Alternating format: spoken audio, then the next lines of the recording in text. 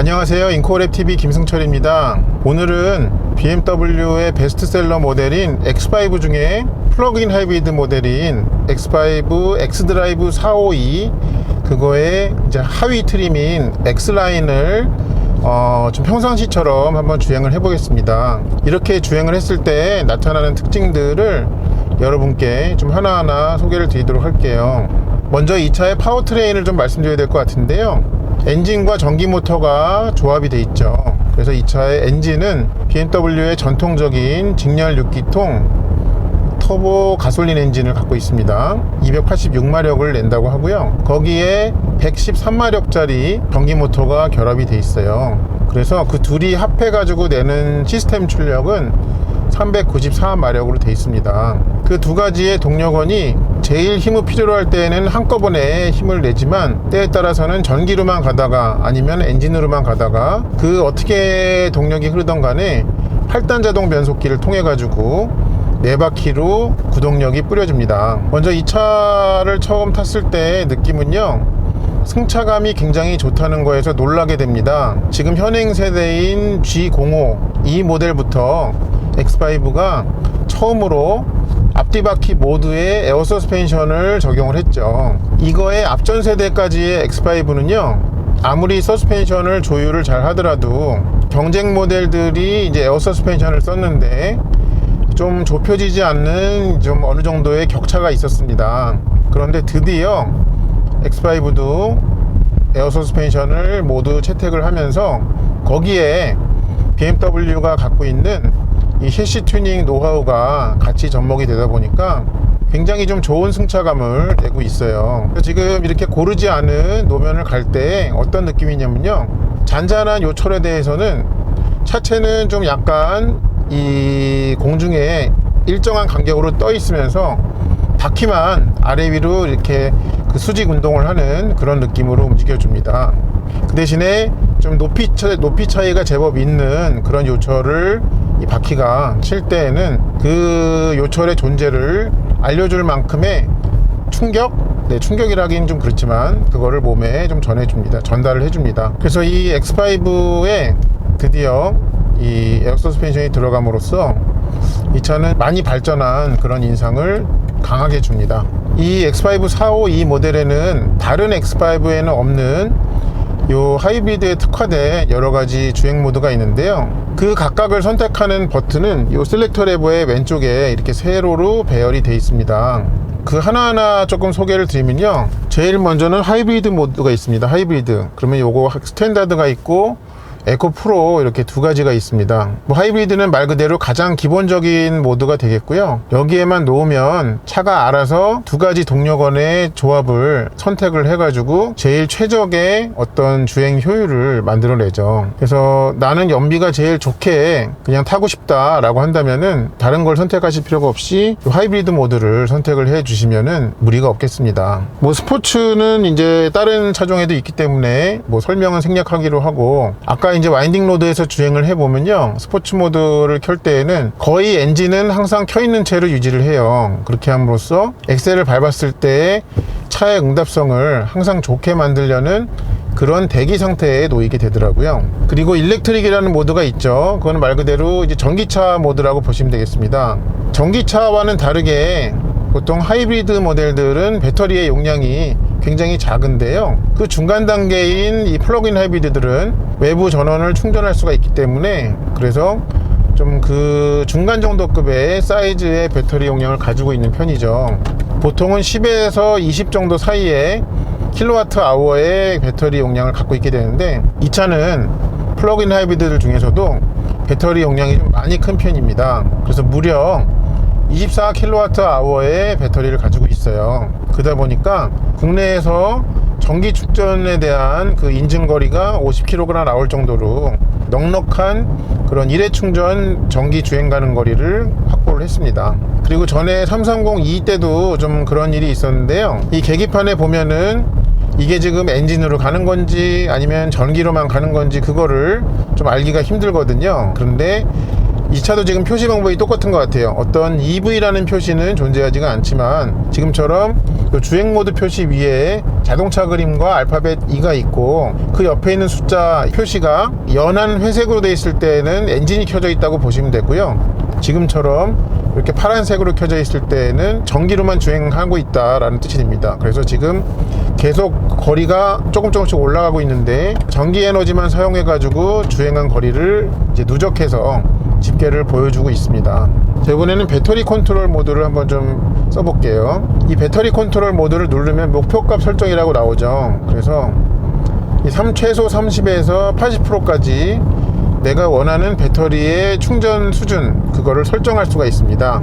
그럼 거기에 맞게 차가 충전 위주로 동작을 하는 것입니다. 그렇게 하다 보니까 아무래도 엔진을 많이 굴려야 배터리가 빨리 충전이 되기 때문에 그래서 연비는 어쩔 수 없이 조금 하락하는 그런 결과를 보이고 있습니다.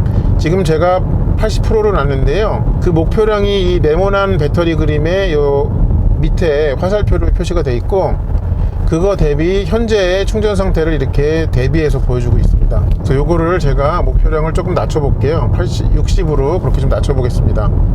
그러면 조금 엔진이 가동되는 시간을 짧게 만들 수가 있겠죠. 또 이 차 지금 야간에 주행을 하니까 재밌는 점이요, 앞에 어댑티브 LED 헤드라이트가 작동이 굉장히 열심히 합니다. 보면은 마치 이런 것 같아요. 왼쪽과 오른쪽에 망망대해를 비추는 등대가 하나씩 있어가지고 뭔가 비출 거에 따라 좌우로 굉장히 왔다 갔다를 많이 하는 그런 느낌으로 움직여주고 있습니다.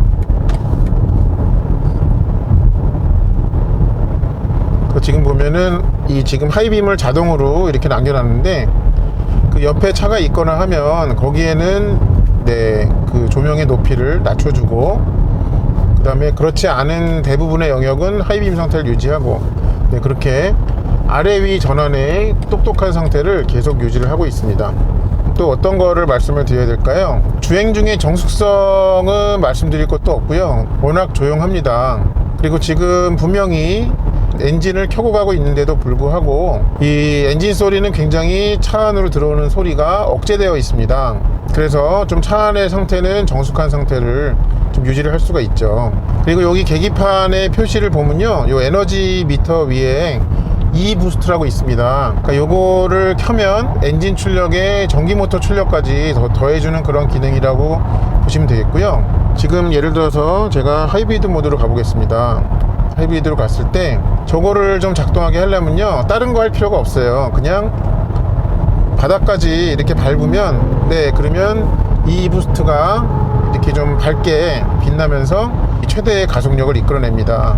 그래서 보니까요, 이 부스트가 작동하는 것은 우리가 가속 페달 끝에 밟히기 전에 딸깍하고 밟히는 킥다운 스위치 있잖아요.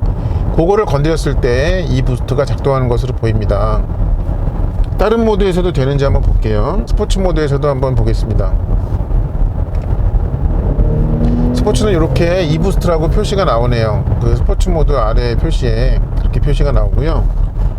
배터리 컨트롤에서도 한번 해볼까요? 배터리 컨트롤에서도 한번 보면 이렇게 끝까지 밟으면 딸깍하는 소리와 함께 이 부스트가 밝게 들어오는 게 확인이 됩니다. 최대 순간 가속력을 필요로 할 때 전기 모터의 힘까지 일순간에 그렇게 덧입혀주는 그런 게 바로 이 부스트라는 것도 같이 한번 말씀을 드려봅니다. 또 최근에 나오는 차 이 BMW의 플러그인 하이브리드에는 엑스트라 부스트라고 또 이름이 바뀌어서 나오죠. 걔는 이렇게 스포츠를 누르면 거기에 직접 버튼으로 엑스트라 부스트를 선택할 수가 있는데 지금 이 차에는 좀 그런 메뉴는 확인되지가 않습니다. 이렇게 보면은 뭐를 눌러더라도 엑스트라 부스트에 해당하는 그런 게 없어요. 그 얘기는 오로지 운전자가 오른발 페달로 끝까지 밟아가지고 활성화시킬 수 있다, 그렇게 해석이 가능해 보입니다. 제가 아까 와인딩 로드 주행을 하고 나서도 굉장히 놀랐던 점이, 이 차는 이제 기본 차 몸무게만 2500kg 중반대에 해당하는 상당한 중량급인데도 불구하고요, 분명히 무겁긴 하지만은 코너를 공략해 나갈 때 몸무게를 잊어버리게 할 정도의 그런 몸놀림을 보여주었습니다.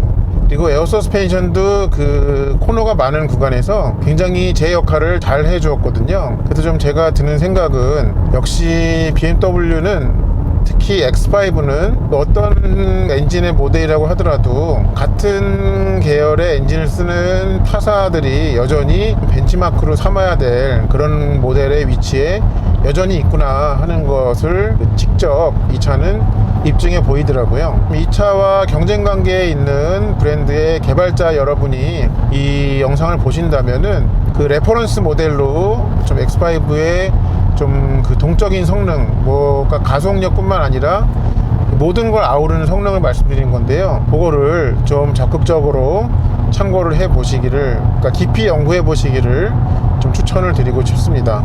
자, 그러면 지금부터는요, 이 X5 X드라이브 452의 대표적인 두 개 주행 모드에서의 연비를 한번 좀 보겠습니다. 그래서 이제 가장 궁금해 하실 게 하이브리드에서의 연비일 것 같아요. 그래서 이렇게 하이브리드로 주행 모드를 놓고요. 그 다음에 이 트리 컴퓨터를 리셋을 해야겠죠. 그래서 여기 주행 데이터로 가서 개별 설정 초기화를 하겠습니다. 이게 바로 리셋이죠. 네, 이렇게 리셋을 했습니다. 이렇게 하고 나서 좀 일정 거리를 주행을 했을 때 연비가 어떻게 되는지 한번 좀 보겠습니다. 사실은 지금은 그렇게 막히는 시간은 아니기 때문에 엄밀히 말씀드려 가지고는 얘가 좋은 연비를 내기에는 굉장히 유리한 그런 조건이긴 합니다. 현재가. 그렇지만은 한번 좀 궁금증을 해소한다는 차원에서 좀 보도록 하겠습니다. 그러면 일정 거리를 주행한 다음에 결과를 여러분께 좀 보여드리도록 할게요. 아까 제가 하이브리드 모드에서의 연비를 이제 보기 위해서 트리 컴퓨터를 리셋을 한 다음에 대략 한 6.3km 정도의 거리를 왔는데요. 네. 여태까지 엔진을 한 번도 안 켜고 왔어요. 뭐 연비는 안 봐도 뻔하겠죠. 네. 이 차가 표시할 수 있는 가장 높은 연비인 리터당 99.9라고 보여주고 있습니다. 그러니까 이거는 아까 제가 측정을 시작할 때 배터리 충전이 50% 돼 있었어요. 그래서 그때보다 연료량은 전혀 줄지 않았지만 그 배터리 충전량은 줄었습니다. 그래서 이거는 좀 크게 유의미한 결과라고 보기는 좀 어렵고요. 그냥 이렇게 나올 수도 있다 정도로만 이해를 해주시면 충분할 것 같습니다. 일단은 하이브리드에서의 연비, 전기가 충분할 때에는 그냥 기름을 한 방울도 안 쓴다 정도로 기억을 해주시면 좋을 것 같아요. 그리고 이 차에서 또 좋게 느껴지는 부분 하나가 뭐냐면 브레이크 페달 필링입니다. 그걸 좀 말씀을 드려야 되는데요.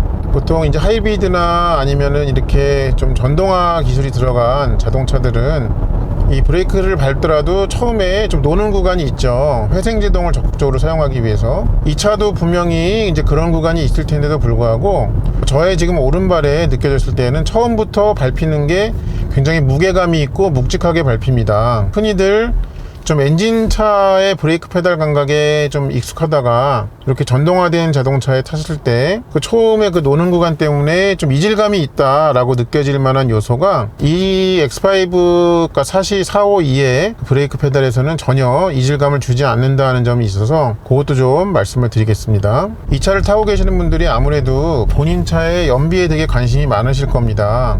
원칙적으로는 이 하이브리드 모드를 이렇게 사용을 하고 생활 반경에 고정된 위치에서 충전을 같이 병행했을 때 제일 좋은 연비가 나오는 것은 자명한데요. 그런데 모든 분이 그런 환경에 계시지는 않죠. 그러다 보니까 이 주행력만으로 어떤 최대의 에너지 효율을 내기 위해서는 어떻게 하는 게 좋을까 궁금하실 겁니다. 제가 지난번에 330E를 시승을 할 때 좀 시험적으로 해봤던 방법인데 그 차에서는 좀 결과가 괜찮았거든요. 혹시 이 차도 그렇게 하면은 좀 결과가 잘 나오지 않을까 해가지고 그 요령을 소개를 해드리겠습니다. 제일 첫 번째로는요, 주행 모드를 배터리 컨트롤에 놓는 거예요. 배터리 컨트롤에 놓으시고 목표 값을 설정을 어떻게 하시냐면요, 지금 이 배터리가 채워져 있는 수준에 비슷하게 목표 값을 이렇게 설정을 합니다. 둘이 일치하게, 가급적이면 일치하게 이렇게 해 놓습니다. 지금 50% 가까이 채워져 있는데 50%로 이 밑에 있죠. 네, 이렇게 하면 이제 목표량과 실제 충전량이 일치하려고 차가 그 배터리를 충전할 것이기 때문에, 그래서 일반 플러그인이 아닌 하이브리드와 비슷한 충방전 사이클을 갖게 될 수 있지 않을까 생각이 들었습니다.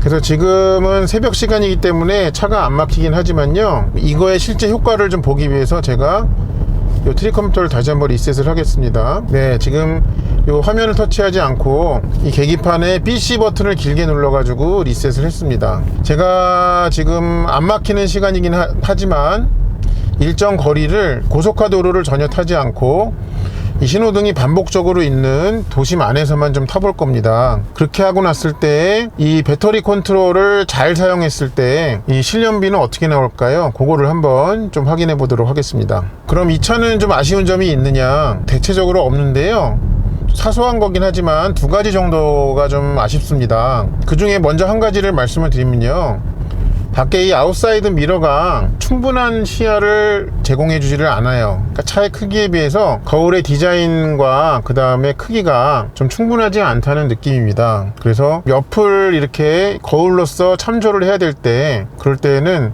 조금 더 신경이 쓰이는 그런 면이 있습니다. 그런 점이 있다는 거를 말씀을 드리고요.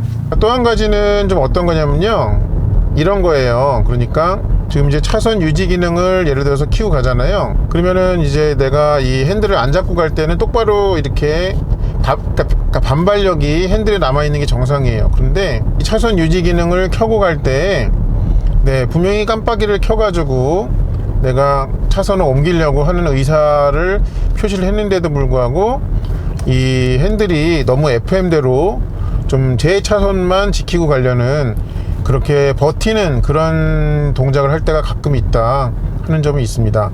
그거는 조금, 만약에 다른 차에서도 그렇다면은 좀 개선이 필요한 것이 아닌가, 그렇게 생각이 되었습니다. 아까 그러니까 배터리 컨트롤 모드로 놓은 다음에 정말 도심으로만 왔거든요. 대략 한 10.7km 정도 왔습니다. 여기 보시면은 배터리도 목표량하고 현재 충전량이 여전히 그대로 남아 있어요.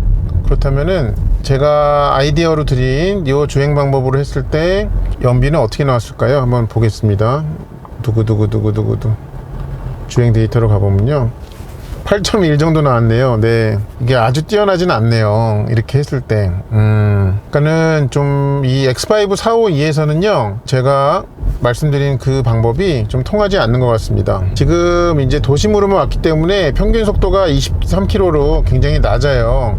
그러니까 어떻게 보면은 막히는 평소에 도심 주행하고 좀 비슷한 상황으로 이렇게 했거든요. 네, 그렇게 했는데 이 배터리 컨트롤로 제가 말씀드린 그 방법으로는 분명히 330e로 탔을 때는 그 방법으로 하면은 연비가 좀 괜찮았었어요. 근데 아쉽게도 이 차가 굉장히 무거운 X5 452에서는 그 배터리 컨트롤을 잘 쓰는 방법은 좀 유효하지 않더라 하는 것도 같이 좀 말씀을 드립니다. 결론적으로는 네, 이 차는 그냥 하이브리드 모드로 이렇게 놔두고 차한테 모든 것을 위임하는 것이 가장 속편한 주행 방법이라고 생각이 듭니다. 자, 요것으로 해가지고요, X5 X드라이브 452 X라인 모델의 일상 주행 상황에서의 리뷰를 마치도록 하겠습니다.